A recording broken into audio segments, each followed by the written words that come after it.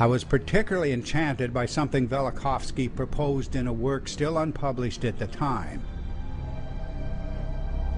He claimed that, in the earliest remembered epoch, the planet Saturn dominated the sky, close to the Earth, presiding over the mythic Golden Age. It was an outrageous idea, and yet I found in it the inspiration for a life's work. Ancient cultures the world over insisted that an exemplary sun once ruled the sky. For the Egyptians, this former power was the creator Atum-Ra, ruling from the center and summit of the sky. In ancient Mesopotamia, we see the primeval sun as a great turning wheel in the heavens, and the astronomers named this body as the planet Saturn. It was from the Romans that we received the planet's name, Saturn. But an archaic Latin name for Saturn was Sol, the sun. In earlier Greek texts, the planet Saturn, called Kronos, was also named Helios, the sun.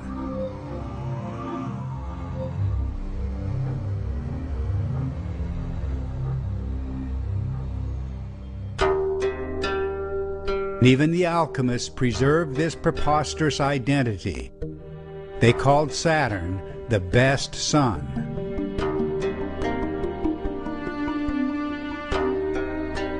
Best sun, superior sun, exemplary sun. The core idea always pointed directly to the axis of the sky, the celestial pole around which the heavens visually turn. As improbable as it may seem, this is where the Egyptians located their primeval sun god, Atum.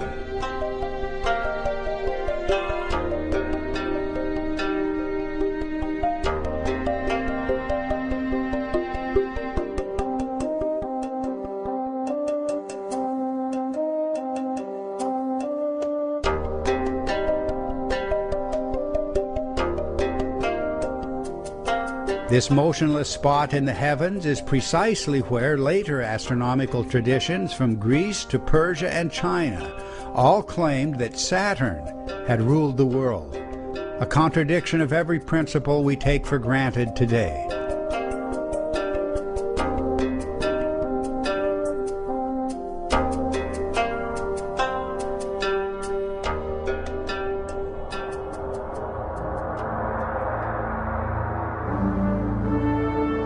Ancient chroniclers insisted that the planet Saturn, now just a speck in the sky, had presided over the Golden Age, an epoch of abundance, cosmic harmony, and grandeur. The archaic name of Italy was Saturnia, and tradition held that this very name was given to the original site of Rome. The Sabbath, the special day of rest and reverence, was Saturni Dies, Saturn's Day, a day honored throughout the Mediterranean, the Near East, and beyond. The popular Roman festival, Saturnalia, was a symbolic return to the Saturnia Regna, Saturn's reign, the Golden Age. Much symbolic content of our own New Year's and Christmas celebrations will trace to the Roman Saturnalia and related ancient festivals.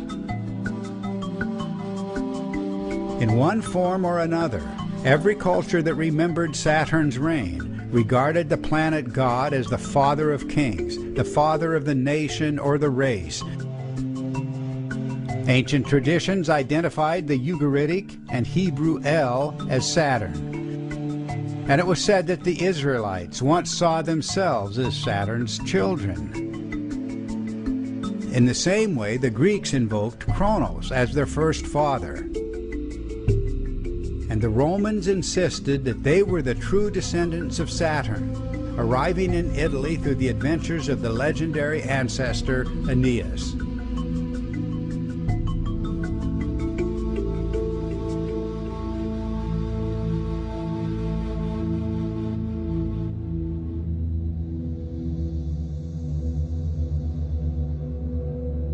But there was a dark side to Saturn, reflecting the catastrophic end of the Golden Age. This was when, in the words of Manilius, Saturn, the first father, fell to the opposite end of the world axis. This sudden onset of chaos, when heaven itself seemed to fall out of control, has haunted civilizations across the millennia, erupting as doomsday anxiety, the fear that what happened once will happen again.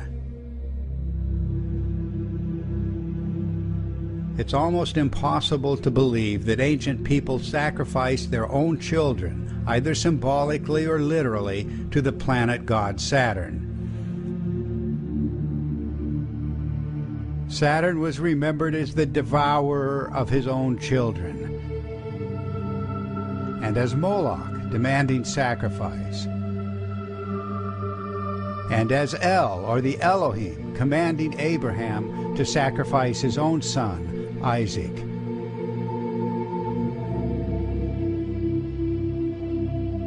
In the face of evidence that cannot be denied, the reasonable course is to bring the catastrophic source of these memories into the light of day.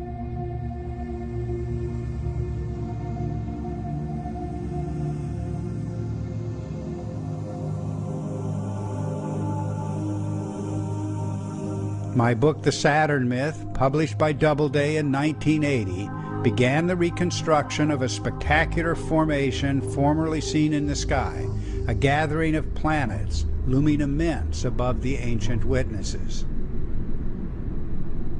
I was working with the mythic archetypes, cultures everywhere using different words and different symbols to describe eerily similar events. But the planetary model presented in the Saturn myth was far from complete.